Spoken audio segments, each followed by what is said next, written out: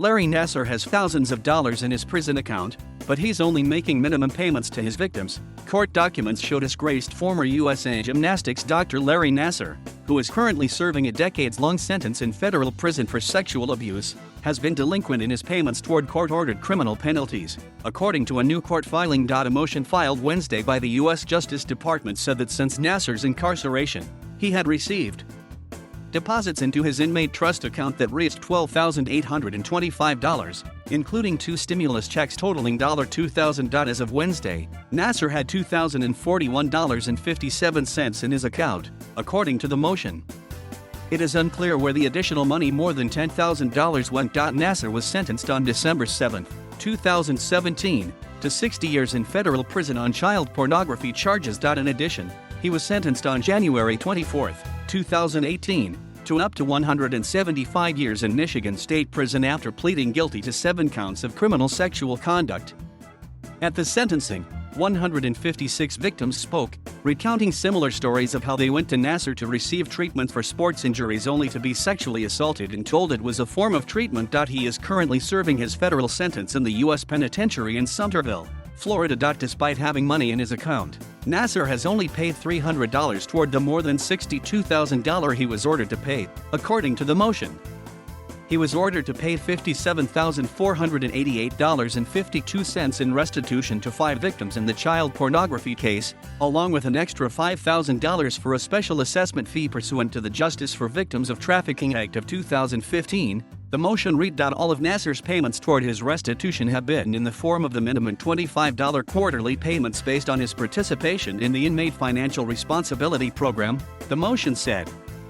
In other words, Nassar has paid approximately $8.33 toward his criminal monetary penalties per month, the motion said. The motion requests that the court order the Bureau of Prisons to turn over the funds in his account, up to $62,488.52, to be applied to his outstanding restitution and special assessment debt. Included with the motion was a letter from the U.S. Marshal Service on July 22 to the warden at U.S. Penitentiary Coleman II in Sumterville, requesting that all outbound financial transactions and withdrawals from his trust account be frozen pending further order of this court. The motion reads: The Bureau of Prisons told CNN that it is committed to taking all appropriate steps to help ensure that inmates meet their financial obligations, including court-ordered payments to compensate victims.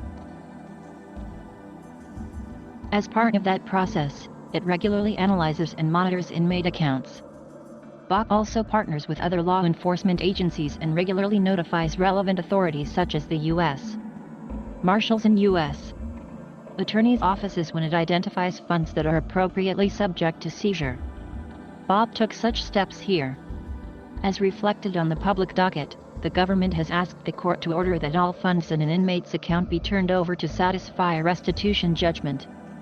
The BOP will continue to examine its policies in an effort to do all it can to help ensure that inmates meet their fundamental financial obligations. Attorneys who represented many of Nassar's victims were appalled by the news. The notion that anybody in the Justice Department would let this happen is just revolting, said John Manley, a lawyer for many of Nassar's victims, including Simone Biles. The timing of this, with my client being unable to compete because of what happened to her, couldn't be more upsetting. They're allowing the worst child predator in American history to spend thousands of dollars on himself and pay $8 a month to his victims. Something is completely broken and needs to be fixed. Alexei Cunney, one of the attorneys who represents more than 150 of the girls and women who say Nassar sexually assaulted them, told CNN that it was another shocking revelation on the part of the Justice Department.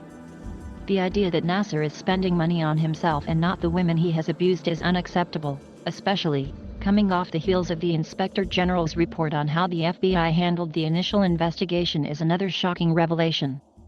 How many ways will the Justice Department let the victims down?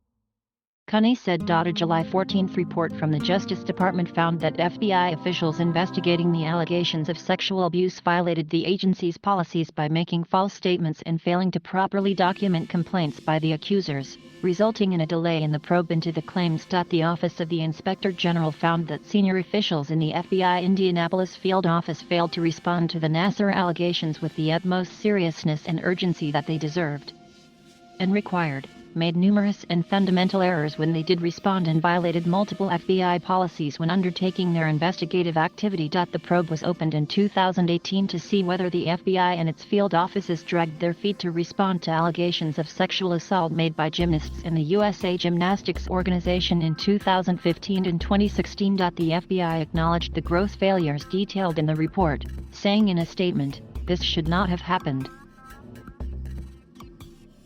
The FBI will never lose sight of the harm that Nassar's abuse caused.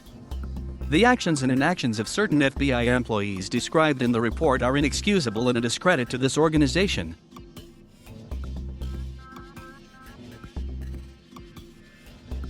Thank you for watching. Please subscribe.